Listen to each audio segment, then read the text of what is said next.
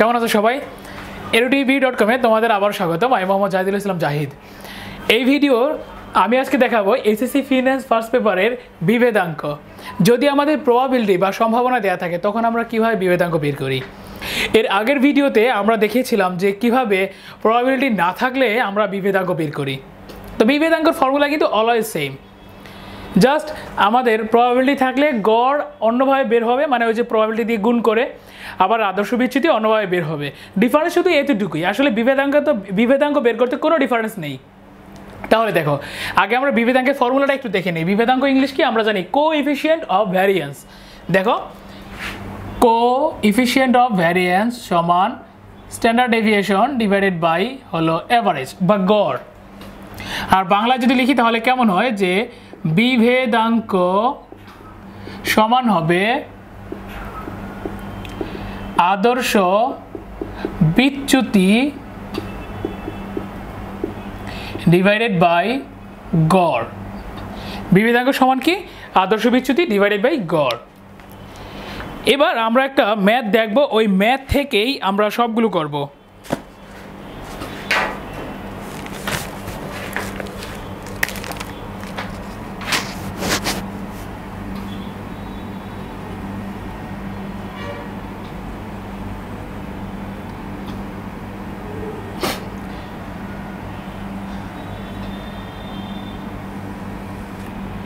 এটা হলো আমাদের সম্ভাবনা,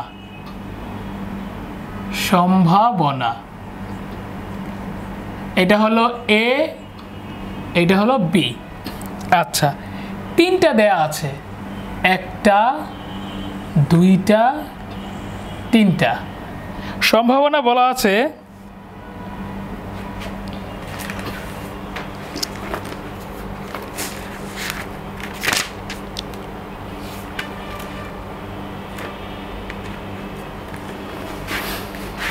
আচ্ছা দেখো, সম্ভাবনাতে আমরা যদি তিনটা দেই তাহলে ধরো 30%, 40%, 30%।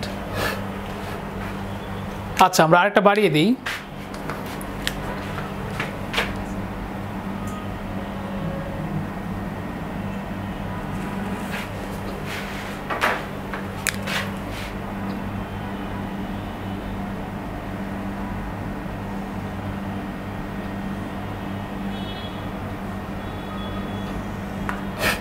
দেখো, এখানে আমরা লিখলাম 20%, 30%, 40% এবং 10%। আচ্ছা, তাহলে মোটামুটি 100% হয়ে যায়। এটাতে লিখলাম ধরো 10%, 12%, 15%, 18%। আর আমি যদি উল্টো করে লিখি তাহলে এখানে দিলাম আমরা 15%, এখানে 10%, এখানে 12%, এখানে 18%। আচ্ছা, আমাদের বের করতে বলা হলো ধরো ওই আগের তিনটা জিনিস, গড়, আদর্শ বিচ্যুতি, বিভেদাঙ্ক এবং ঝুঁকি। গড়, আদর্শ বিচ্যুতি, বিভেদাঙ্ক এবং ঝুঁকি। তাহলে এখানে বের করব আমরা গড়, এখানে বের করব আমরা আদর্শ বিচ্যুতি, এখানে বের করব আমরা বিভেদাঙ্ক, আর এখানে বের করব ঝুঁকি। কোনটা বেশি ঝুঁকিপূর্ণ, কোনটা কম ঝুঁকিপূর্ণ। এবার দেখো, আমরা শুরু করে দিই। আমাদের আদর্শ বিভেদাঙ্ক বের করার ফর্মুলা হলো এটা। তো আগের মতোই অঙ্কটা প্রথমে তোমরা করো। দেখো, তোমরা প্রথমে এ এবং বি এর গড় বের করো, দেখো আমার সাথে মিলে কিনা তোমাদের।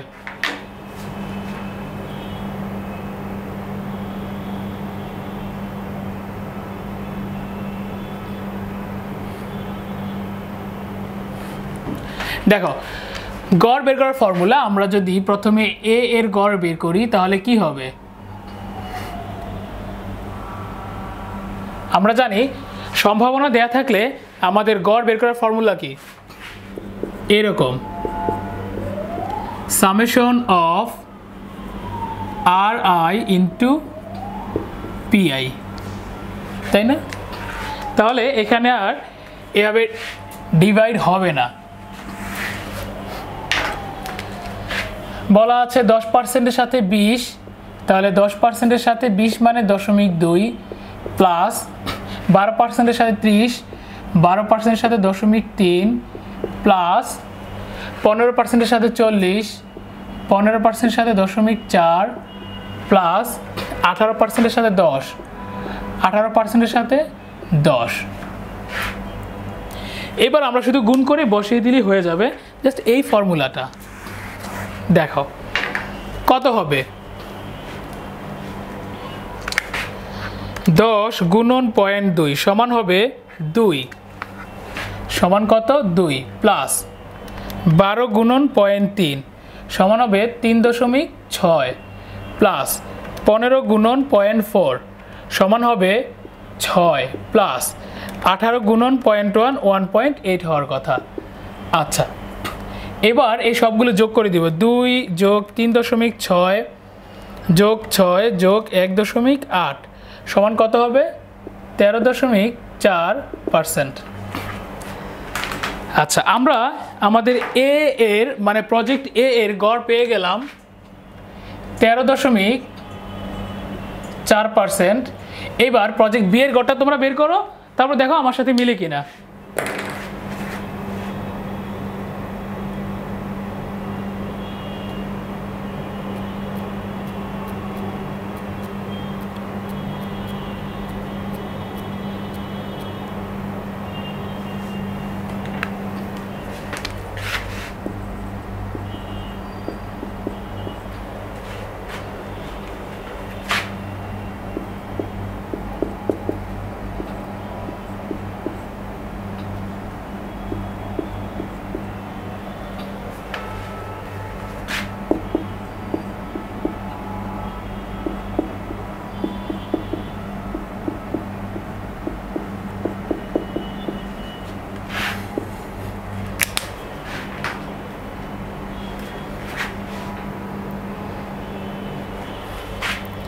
পনেরো ইন্টু 0.2 সমান হবে 3। আচ্ছা, প্লাস 10 ইন্টু 0.3 সমান হবে তাও 3 প্লাস 12 ইন্টু 0.4 সমান হবে 4.8 প্লাস 1.8। এবার কত হয় দেখো, 3 যোগ 3 যোগ 4.8 যোগ হবে 1.8, 12.6%। 12.6%। তাহলে আমরা লিখে নিলাম আমাদের গড় বি এর গড় কত? 12.6%। আচ্ছা, এবার আমরা আদর্শ বিচ্যুতি বের করব। তো বরাবরের মতোই তোমরা আগে আদর্শ বিচ্যুতিটা বের করো, আমি শুধু ফর্মুলাটা লিখে দিচ্ছি, ওইটা দেখে দেখে তোমরা আদর্শ বিচ্যুতি বের করো, দেখো আমার সাথে তোমাদের সেম হয় কিনা অ্যান্সারটা। আদর্শ বিচ্যুতি কীভাবে বের করা হয় দেখো, summation of ri minus square into pi।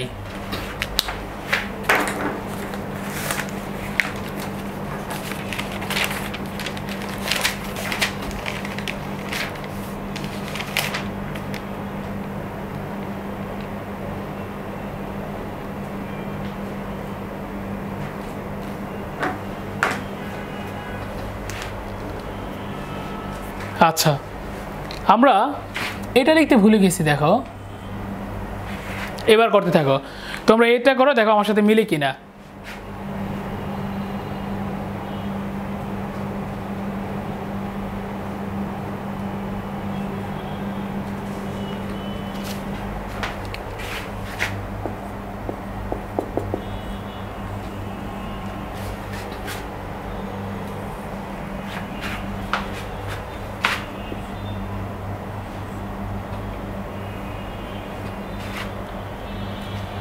13.4 তার মানে 10 বিয়োগ 13.4 স্কয়ার ইন্টু 0.2 শেষ।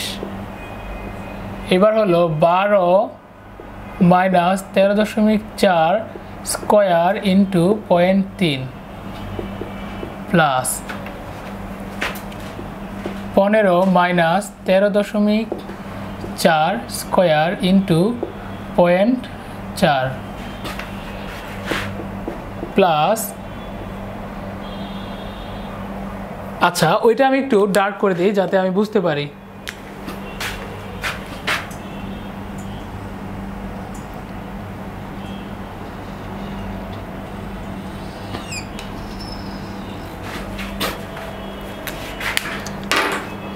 দেখো 10 minus 13.4 square into 0.2, 12 minus 13.4 into 0.3, 15 minus 13.4 into 0.4, তারপর হলো 18 minus 13.4 square into 0.1।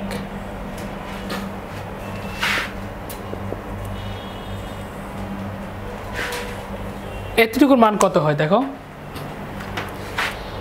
10 minus 13.4 square 11.56, 11.56। আচ্ছা আমি ইংলিশটা লিখি তাহলে আমার একটু সুবিধা হয় লিখতে। দেখো আমাদের হবে কত, 11.56 ইন্টু 0.2 হয়ে গেল প্লাস 12 মাইনাস 13.4 এটাকে স্কোয়ার করলে কত হয় 1.96 into 0.3 plus 15 minus 13.4 square 2.56 into 0.4 plus 18 minus 13.4 এই 4.6 আসে স্কোয়ার করলে 21.16 ইন্টু 0.1। এবার দেখো গুণ করলে কত হয়, 11.56 ইন্টু 0.2 সমান হবে 2.312 প্লাস 1.96 ইন্টু 0.3 কত হয় 0.588 প্লাস 2.56 ইন্টু 0.4 কত হয় 1.024 প্লাস 21.16 ইন্টু 0.1 কত হবে 2.116। সবগুলো যোগ করলে কত হয় 2.312 plus 0.588 plus 1.024 plus 2.116 6.04 square root করলে কত হয় 2.46%।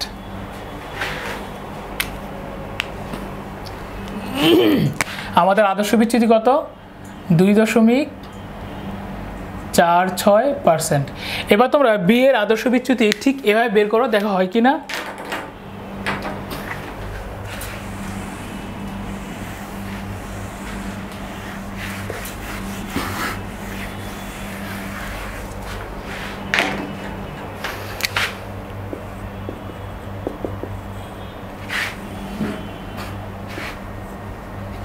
দেখো 15 মাইনাস 12.6 তাহলে 15 minus 12.6 square into 0.2 plus 10 minus 12.6 into 0.3, 10 minus 12.6 square into 0.3 plus 12 minus 12.6 square into 0.4 plus 18 minus 12.6 square into 0.1।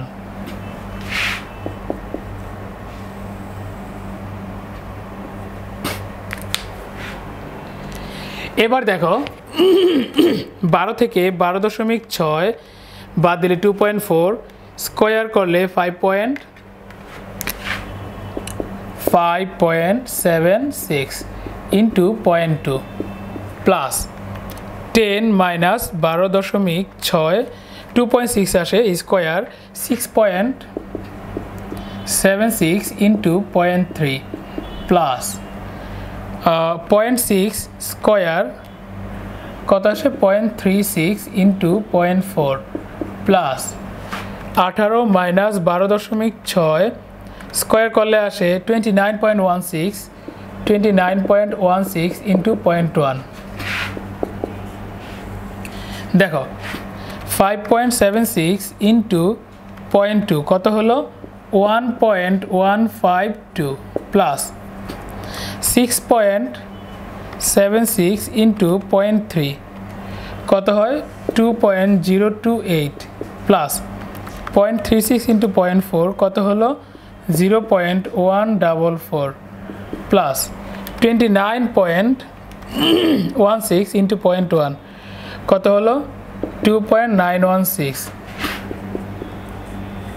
যোগ করলে কত হয় 1.152 plus 2.028 plus 0.144 plus 2.916 equal to 6.24 সমান কত হবে দেখো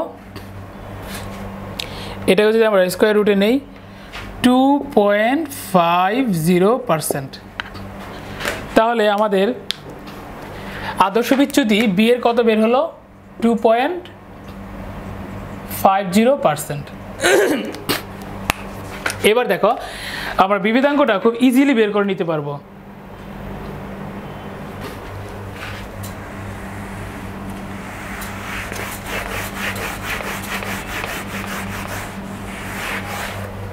বিভেদাঙ্ক বের করার ফর্মুলা কি বলো দেখি? বিভেদাঙ্ক বের করার ফর্মুলা হলো সিগমা ডিভাইড বাই আর বার। তাহলে বিভেদাঙ্ক এটা কত হবে? সিগমা কত বের হয়েছিল 2.46 ডিভাইড বাই 13.4 ইন্টু 100 কত হয় 2.46 ডিভাইডেড বাই 13.4 ইন্টু 100 18.36 18.36%। তাহলে আমাদের বিভেদাঙ্ক এটা কত 18.36%। এইবার বিভেদাঙ্ক বি এরটা বের করব।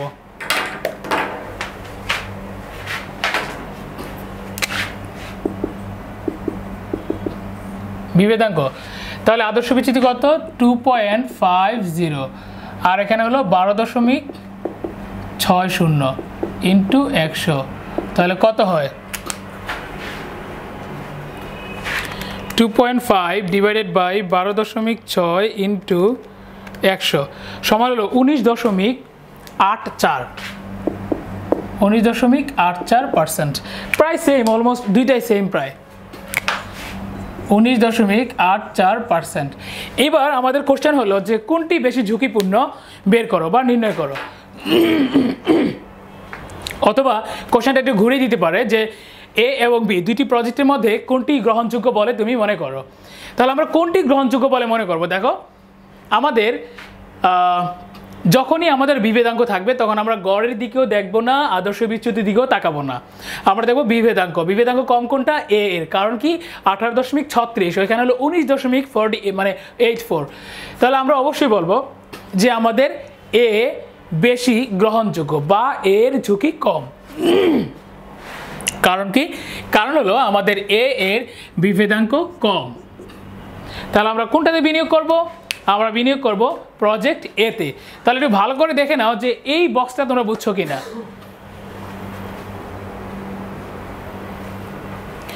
দেখো আবার বলি, যদি কোনো কোশ্চেনে আমাদের বিভেদাঙ্ক দেওয়া থাকে তাহলে আমরা গড়ের দিকেও তাকাবো না এবং আদর্শ বিচ্যুতির দিকেও তাকাবো না।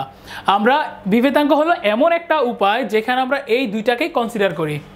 তাহলে দেখো আজকে আমরা শিখলাম কিভাবে সম্ভাবনা দেয়া থাকলে বিভেদাঙ্ক বের করতে হয়। দেখো সম্ভাবনা দেয়া থাকলে কীভাবে গড় বের করতে হয়, আদর্শ বিচ্যুতি বের করতে হয় এবং বিভেদাঙ্ক বের করতে হয়।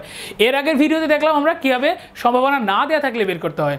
তাহলে অবশ্যই এই ভিডিওগুলো দেখবে আর নিজে নিজে অনেক বেশি এক্সারসাইজ করবে। আল্লাহ হাফেজ।